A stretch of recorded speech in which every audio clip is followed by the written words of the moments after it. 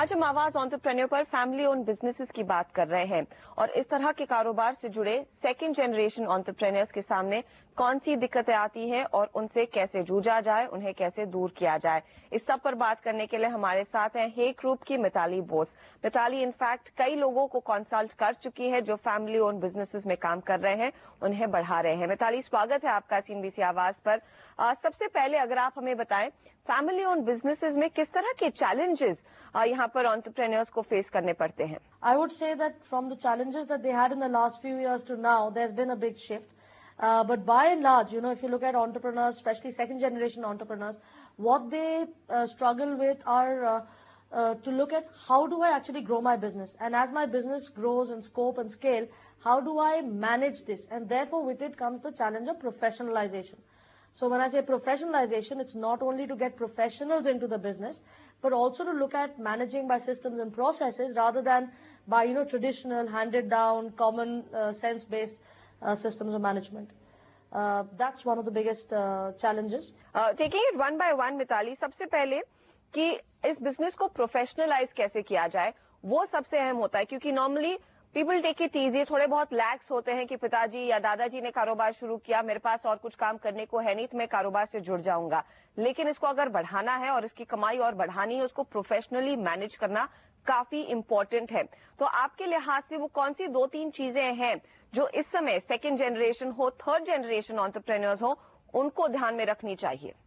I mean, it's very interesting you're saying that, because in all of our research, whether it's global or even in India today, we have seen that the third generation is the most vulnerable generation when it comes to family-owned businesses. And most family-owned businesses either experience a stalling in their growth plans, or they experience, fragmentation in their businesses in the third generation. And what are their biggest challenges? The biggest challenge for somebody who is coming at the footsteps of a first generation entrepreneur is, how do I maintain the legacy or the values that have led to the setup of the business? At the same time, how do I set in place the systems and processes that will help me grow, that will help me compete in a global market? Because today, I think family-owned businesses don't compete only with Indian competitors, but they're competing in global markets as well as with global competitors in our own backyard. So that's the second, that's one of the challenges. The third biggest challenge is, how do I actually balance managing the family, the aspirations, the values, and at the same time bringing in new people, growing the business, putting in place professional systems of management. How do I induct newer family members into the business so that not only do they understand how the business is done, what are our business values, but at the same time they are able to create a place of their own in the business and take the business forward. लेकिन solution क्या होगा Mitali, specially जब business बढ़ाने की बात आती है?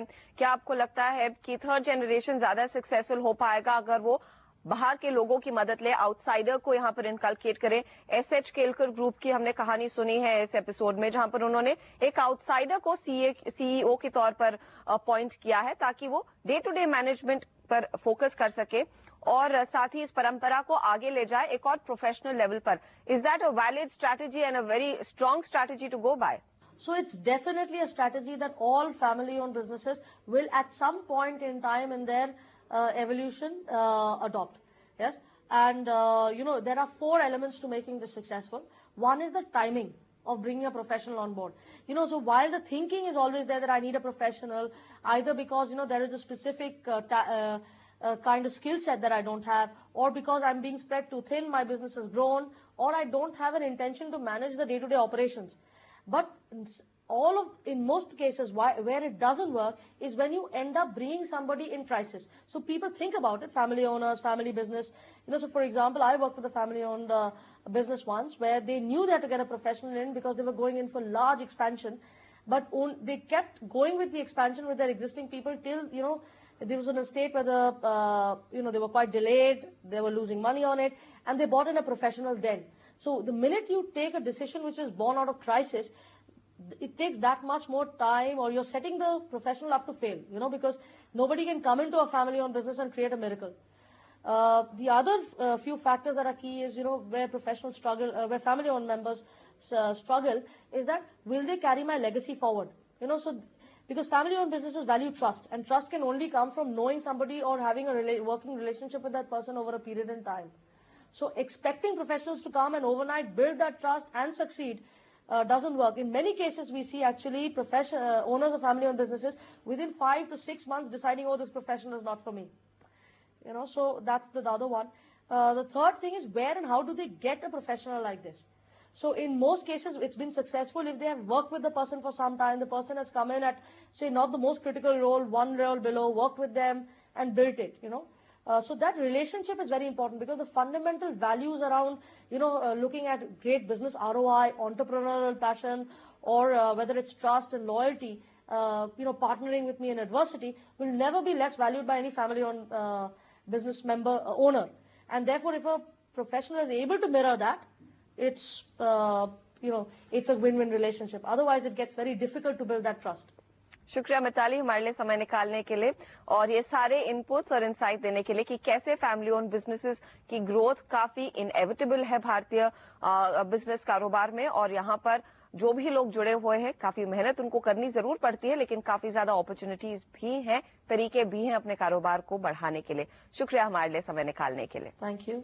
इसी के साथ आवाज एंटरप्रेन्योर में आज बस इतना ही। उम्मीद है आपको ये एपिसोड पसंद आया होगा।